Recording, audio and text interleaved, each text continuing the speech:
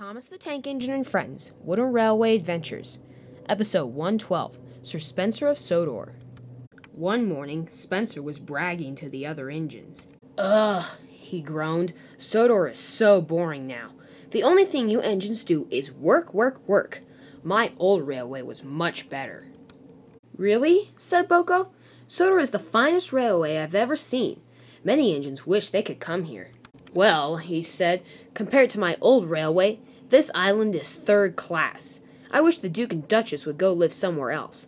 Then I can go someplace else and leave you guys behind." "Well, why don't you like it here?" asked Bill. "You wouldn't understand, Ben." "My name's Bill." "That's what I mean," he said. "Your names are so... Ugh, I'm leaving now." Spencer raced off in a heap of smoke, leaving the other engines coughing. Boko started coughing.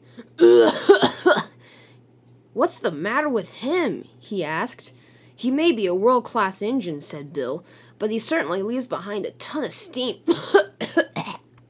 Spencer raced over to the Duke and Duchess's house. The Duke was standing outside when he arrived.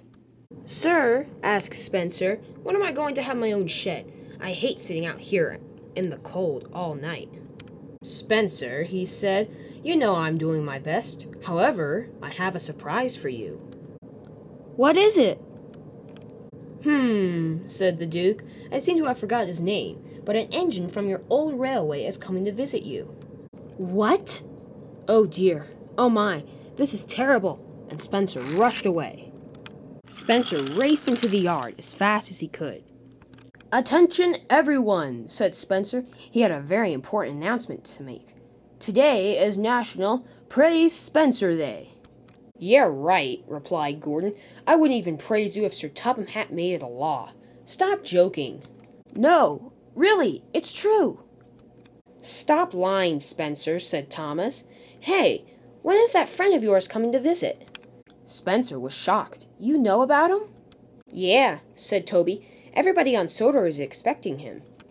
"Oh, great," he said. "This day can't get any worse." Spencer left the yard feeling very scared. He was going to talk to the Duke to cancel the visit when he ran into his friend along the way. "Hello," said Spencer, trying to be cheerful. "Nice to see you, my good friend. Do you like the railway so far?"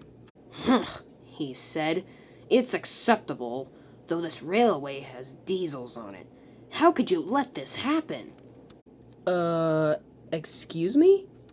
"The Duke said this railway is governed by engines, and that you are the ruler of the entire island.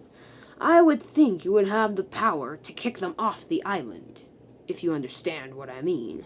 Spencer was utterly shocked. "Well, yes, I suppose I do have the power. I'll check into it. Come along, I want to show you the other engines. I mean my slaves. They do all the work for me." "Ah, impressive. Can't wait to see them." When Spencer and the visitor arrived in the yard, the other engines were talking. "Ahem," said Spencer very loudly. "The ruler of Sodor, Sir Spencer, proudly welcomes our visitor." "Hello," said Thomas. "Nice to see you. What's your name?" "Thomas," said Spencer crossly. "I am ashamed of you. You do not speak to the visitor unless I give you permission. You should know that by now." "No," said Thomas, very confused. "Actually, I didn't know that." "What? You didn't read the rules on the back of the shed, did you? I am ashamed. Go fetch those scrap coaches over there and get along with your work." Toby, meanwhile, was very cross. "Those are Annie, Clarabelle, and Henrietta," he said. "They are not scrap." "Yeah," said Gordon. "And what's up with you being leader? Sir Topham Hatt is..." "Silence!" said Spencer. "I am ashamed of all of you." "I'm so sorry," he said to the visitor. "They have been rude and disrespectful. Go do your work. I'll have you scrapped by the diesels." The engines knew something was up, but they decided not to say a word. Instead, they were going to play a trick on Spencer to make him behave. Meanwhile, Spencer and the visitor pulled into a siding. The visitor was very impressed. "You handled the engines quite well," he said. "You are a natural leader." "Oh, thank you," said Spencer. "You know it's my railway, right?" The visitor was about to reply, But just then Whiff arrived, pulling a very long and dirty freight train. "Sir Spencer the Almighty," Whiff said, "here is that coal train you wanted the visitor to pull when he arrived here, to make him look foolish." "Oh." "Whiff," whispered Spencer, "stop messing with my buddy here. He's very sensitive, you know." "I am not sensitive," said the visitor. "Goodbye, Spencer. This railway is a disgrace. My driver will be sending you a bill for all the coal I wasted coming here." And he rushed away. "Wait," said Spencer. "Come back." But the visitor was already chugging away down the line. "Why," said Spencer, "why, Whiff, did you have to ruin this? Everything was going just fine." Gordon laughed. "Whiff didn't plan it by himself. We all chipped in. You need to learn to be taught a lesson."